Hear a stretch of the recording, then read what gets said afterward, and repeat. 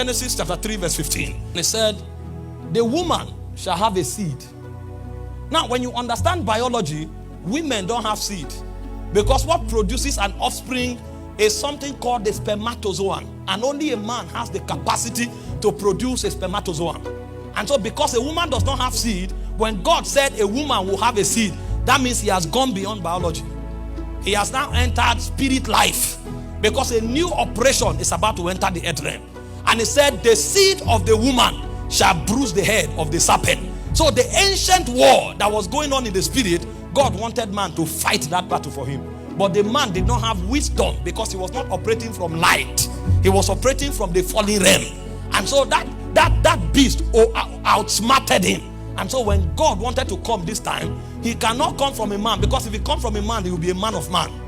And so the only way God can come is to escape into the womb of a woman and come out as the seed of God. And so he became a man of God. The word man of God is not a preacher. The word man of God means that which is born of God.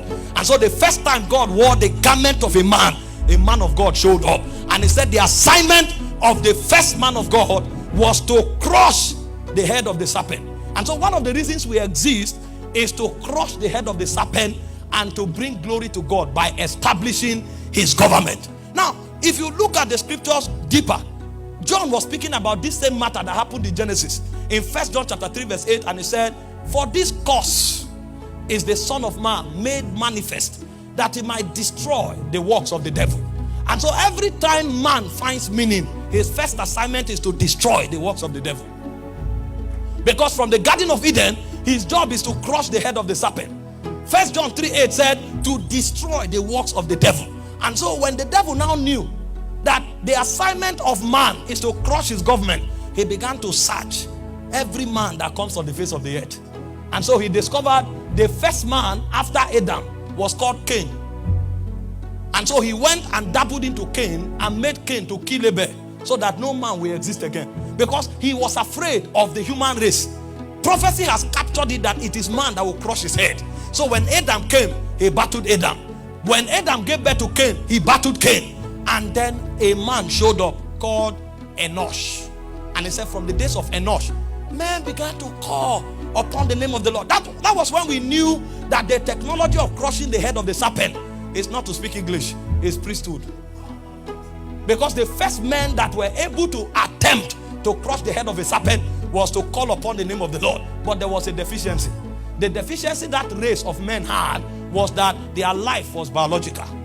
And so anyone that begins to trouble the devil will wait for him to grow old. Because no matter how smart you are, you can't deny old age. And so when Enosh died, men came until the time of Noah. The heart of men became dark. God had to purge the earth. And God started again and started with Abraham. And so from time to time, every time men show up, the devil comes. He found a man called Samson. He was so strong. He could carry the gate of a city on his shoulder. And he said, this may be the man that will crush my head. And he sent Delilah. And so every time the man turns in the direction of flesh, he becomes weak. And the Samson was cut off. And he kept cutting men off until he saw a strange man who walked into the wilderness to fast and pray for 40 days. And he came to him with the same strategy and said, if you are the Son of God. So the whole idea was to find the Son of God. Number is not a factor. It's the Son of God that is the factor. And so the census of darkness was to find the Son of God. And so if you say, if you are the Son of God, turn these stones to bread. And Jesus looked at him.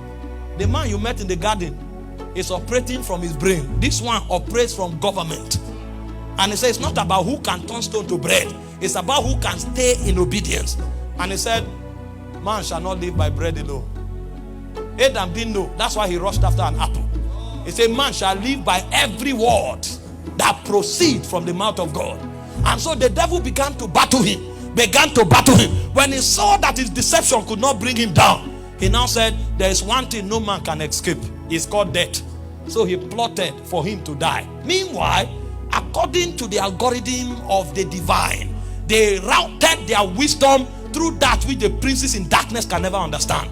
So the gateway to crush the head of the devil was actually not to sit on a throne. It was to die on a cross. And so the Bible said, if the princes of this world had known, they would not have crucified the Lord of glory. And so when they crucified him, he was actually crushing their head. So in Colossians 2:14, he said, having spoiled principalities and powers, he made a public show of them, triumphing over them by the cross. So the way Jesus killed the devil was not to fight, it was to die.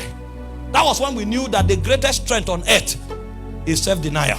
When a man begins to die to self, he begins to win the battle of the spirit realm. And so Jesus was the first man that was able to crush the head of the serpent. But after Jesus carried out that assignment, the world will not come to an end. And so there was a parable in the spirit. A question was asked, and that question is in Isaiah 53 verse 8. Now that he has completed this assignment and the world has not yet ended, he said, who shall declare his generation? The Son of Man has completed the job. The head of the serpent has been crushed, but men are still on the earth. Who is that person that can hold the fort waiting for the Messiah? Who shall declare his generation? The job is done, but there are so many other victims on the earth. And so that question became the betting of what we call ministry. And so ministry is not a product of human ambition. Ministry is actually an extension of the government of God that Jesus began to institute when he hung on the cross. And that's why I tell people, ministry does not begin when you establish institution. Ministry actually begins when you understand self-denial, because it's in death that we can crush the head of the serpent.